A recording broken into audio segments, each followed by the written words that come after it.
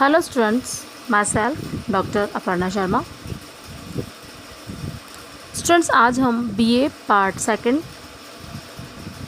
Political science में हमारे fundamental rights and fundamental duties, मौलिक अधिकार और मौलिक कर्तव्य का अध्ययन करेंगे। आपने बीए फर्स्ट ईयर में सेपरेटली स्वतंत्रता, समानता, न्याय आदि को पढ़ा है। अब हम सेकंड ईयर में इन सब को थोड़ा सा ब्रॉड होके पढ़ेंगे, विस्तार से पढ़ेंगे। उसमें आज हम पढ़ेंगे हमारे मौलिक अधिकार और हमारे कर्तव्य। स्टूडेंट्स, जैसा कि आप सब जानते हैं कि अधिकार क्या है। अधिकार जो व्यक्ति के जीवन के लिए मौलिक और अनिवार्य होने के कारण संविधान के द्वारा नागरिकों को, मतलब हमें और आपको, प्रदान किए जाते हैं और जिन अधिकारों में राज्य के द्वारा भी हस्तक्षेप नहीं किया जा सकता, उन्हें हम मौलिक अधिकार कहते हैं। तो ये जो मौलिक अधिकार है, ये कितने हैं, कौन सा अधिकार किस अनुच्छेद के अंतर्गत आता है, इन सभी पॉइंट्स को आज हम विस्तार से पढ़ेंगे। व्यक्ति और राज्य के आपसी संबंधों की समस्या हमेशा से बहुत जटिल रही है और आज की स्थिति में जब हम देखते हैं तो ये समस्या दिन प्रतिदिन बढ़ती जा रही है। यदि एक और शांति तथा व्यवस्था बनाए रखने के लिए नागरिकों के जीवन पर राज्य का नियंत्रण आवश्यक है, तो दूसरी ओर राज्य की शक्ति पर भी कुछ ऐसी सीमाएं लगा देना आवश्यक है जिससे राज्य मनमाने तरीके से आचरण करते हुए व्यक्तियों की स्वतंत्रता और अधिकारों के विरुद्ध कार्य न कर सके। मतलब सभी व्यक्तियों को संविधान के द्वारा कई सारे अधिकार दिए गए हैं, क्योंकि अधिकार आवश्यक है। अधिकार से व्यक्ति का सर्वांगीण विकास होता है, लेकिन साथ ही हमें कुछ कर्तव्यों का भी पालन करना चाहिए। तो जो अधिकार हैं वो व्यक्ति स्वतंत्रता और अधिकारों के हित में राज्य की शक्ति पर प्रतिबंध लगाने के एक श्रेष्ठ उपाय हैं।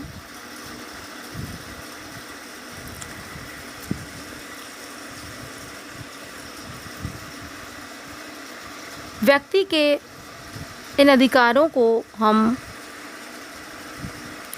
निम्न आधारों पर मूल अधिकार कह सकते हैं। इसमें पहला है कि व्यक्ति के पूर्ण मानसिक, भौतिक और नैतिक विकास के लिए ये बहुत आवश्यक है। यदि ये अधिकार नहीं होंगे तो व्यक्तित्व का विकास रुक जाएगा। इसलिए लोकतंत्रात्मक राज्य में प्रत्येक नागरिक को बिना किसी भेदभाव के मूल अधिकार प्रदान किए जाते हैं। इन अधिकारों को मूल अधिकार कहने का जो दूसरा महत्वपूर्ण कारण है वो यह है कि इन्हें देश की मूल विधि अर्थात हमारा जो इंडियन कॉन्स्टिट्यूशन है, हमारा जो संविधान है, उसमें स्थान दिया जाता है और साधारणतया संवैधानिक संशोधन की प्रक्रिया के अलावा इनमें और किसी भी प्रकार से परिवर्तन नहीं किया जा सकता। मूल अधिकार साधारणतया अनुल्लंघनीय है, मतलब हम इनका उल्लंघन नहीं कर सकते, अर्थात व्यवस्थापिका, कार्यपालिका या बहुमत दल द्वारा उनका अतिक्रमण नहीं किया जा सकता। मूल अधिकार न्याय योग्य होते हैं, मतलब कि न्यायपालिका इन अधिकारों की रक्षा के लिए सभी आवश्यक कदम उठा सकती है। तो स्टूडेंट्स, जो हमारे मौलिक अधिकार हैं वो हमें हमारे संविधान के द्वारा इसलिए प्रदान किए गए हैं कि हर व्यक्ति का, चाहे वो किसी भी धर्म को मानने वाला हो, किसी भी जाति, किसी भी संप्रदाय से संबंध रखता हो, उसे वो अधिकार दिए जाएंगे, क्योंकि अधिकारों से ही व्यक्ति का सर्वांगीण विकास होता है। तो भारत के संविधान में जो अधिकार पत्र है उसमें जो हमें संविधान में मौलिक अधिकार दिए गए हैं उनकी कई विशेषताएं हैं। जैसे कि मूल अधिकार व्यवहारिकता पर आधारित हैं। भारतीय संविधान के द्वारा मौलिक अधिकार सिर्फ कोरे सिद्धांतों की अपेक्षा वास्तविकता पर आधारित और संपूर्ण समाज के लिए उपयोगी हैं। जैसे कि एग्जाम्पल के लिए हम ये देख सकते हैं कि सभी व्यक्तियों के लिए समानता के अधिकार को स्वीकार करते हुए पिछड़े हुए और दलित वर्ग के विकास के लिए संविधान में विशेष व्यवस्थाएं की गई हैं। शिक्षा और संस्कृति की स्वतंत्रता के अधिकार के अंतर्गत अल्पसंख्यकों के शिक्षा और भाषा संबंधी हितों की रक्षा का प्रबंध किया गया है और धार्मिक स्वतंत्रता के अधिकार की व्यवस्था इस दृष्टिकोण से की गई है कि समाज में धार्मिक सहिष्णुता को प्रोत्साहन मिले। मूल अधिकार सीमित है लेकिन निरंकुश नहीं। भारतीय संविधान के द्वारा प्रदान किए गए मूल अधिकार असीमित नहीं हैं, वरन संविधान के द्वारा उन पर कई प्रतिबंध भी लगाए गए हैं।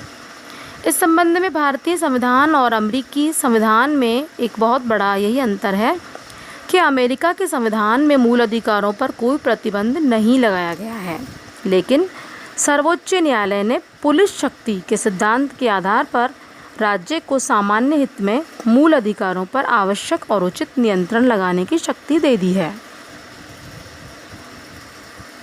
इस प्रकार अंतिम रूप में भारतीय संविधान और अमेरिकी संविधान में कोई अंतर नहीं है।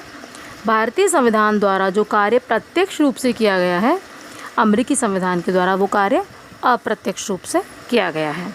तो जो हमारे अधिकार हैं वो क्या है? सीमित है, निरंकुश नहीं। नेक्स्ट आपका आ जाता है मूल अधिकारों की रक्षा के लिए व्यवस्था। तो जो भारत का जो हमारा संविधान है उसमें जो हमें मौलिक अधिकार प्रदान किए गए हैं वो पूरी तरीके से क्या है? वैध हैं, मतलब उनकी रक्षा के लिए पूरी व्यवस्था की गई है। संविधान के अनुच्छेद 32 के अंतर्गत नागरिक अपने अधिकारों की रक्षा के लिए सर्वोच्च न्यायालय या उच्च न्यायालय की शरण ले सकता है और न्यायपालिका, व्यवस्थापिका अथवा कार्यपालिका के ऐसे सभी कार्यों और कानूनों को अवैधानिक घोषित कर देगी जो मूल अधिकारों को अनुचित रूप से प्रतिबंधित करते हों। संविधान के द्वारा अधिकारों की रक्षा के लिए जिस प्रकार के उपचारों की व्यवस्था की गई है वे पर्याप्त प्रभावशाली और महत्वपूर्ण हैं। स्टूडेंट्स, इसका सीधा तात्पर्य ये है कि व्यक्तियों को हमारे संविधान में जो मौलिक अधिकार प्रदान किए गए हैं वो इतने ज़्यादा पावरफुल हैं, इतने शक्तिशाली हैं कि यदि किसी व्यक्ति के अधिकारों का हनन होता है तो वो सर्वोच्च न्यायालय या उच्च न्यायालय का दरवाज़ा खटखटा सकता है, जिससे कि उसे पूर्ण रूप से न्याय प्राप्त होगा, क्योंकि वो उसके स्वयं के मौलिक अधिकार हैं जो कि हमें हमारे संविधान के द्वारा दिए गए हैं। नेक्स्ट आता है सर्वाधिक विस्तृत अधिकार पत्र। तो स्टूडेंट्स, भारत का जो संविधान का जो थर्ड भाग है जिसमें मूल अधिकारों का विवेचन किया गया है वो बहुत बड़ा है, एकदम विस्तृत है। मूल अधिकारों के संबंध में संविधान में कुल 23 अनुच्छेद दिए गए हैं, जिसमें 12 से 30 और 32 से 35 जो अनुच्छेद हैं वो सारे के सारे क्या हैं? मौलिक अधिकार। इनमें से कुछ अनुच्छेद तो असाधारण रूप से लंबे हैं। उदाहरण के लिए संविधान के 19वें अनुच्छेद के मूल रूप से 450 शब्द थे।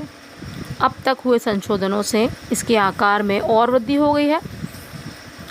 अधिकार पत्र के इतने अधिक व्यापक होने का एक प्रमुख कारण यह रहा है कि प्रत्येक अधिकार के साथ प्रतिबंधों की भी हमारे संविधान में पूरी व्यवस्था की गई है। मूल अधिकारों के संबंध में पूर्ण और स्पष्ट व्यवस्था के प्रयास से ही अधिकार पत्र इतना विस्तृत हो गया है। तो स्टूडेंट्स, इसका सीधा सा अर्थ ये है कि भारत का जो संविधान है, हमारा जो इंडियन कॉन्स्टिट्यूशन है, उसमें सभी व्यक्तियों को मौलिक अधिकार प्रदान किए गए हैं, क्योंकि मौलिक अधिकार हर व्यक्ति के लिए, हर राज्य के लिए, हर राज्य में रहने वाले सभी व्यक्तियों के लिए अत्यंत आवश्यक है, क्योंकि अधिकार से ही व्यक्ति का विकास होता है। तो यदि किसी भी प्रकार से व्यक्ति के अधिकारों का हनन होता है तो वो न्यायपालिका की शरण ले सकता है, जहां उसे पूर्ण रूप से न्याय प्राप्त होगा। तो स्टूडेंट्स, जो हमारे मौलिक अधिकार हैं वो कुल मिलाकर 23 हैं, जो कि अनुच्छेद 12 से 30 और 32 से 35 के अंतर्गत दिए गए हैं। नेक्स्ट वीडियो में हम आगे के जो हमारे पूरे अधिकार हैं उन्हें डिटेल में पढ़ेंगे। Thank you.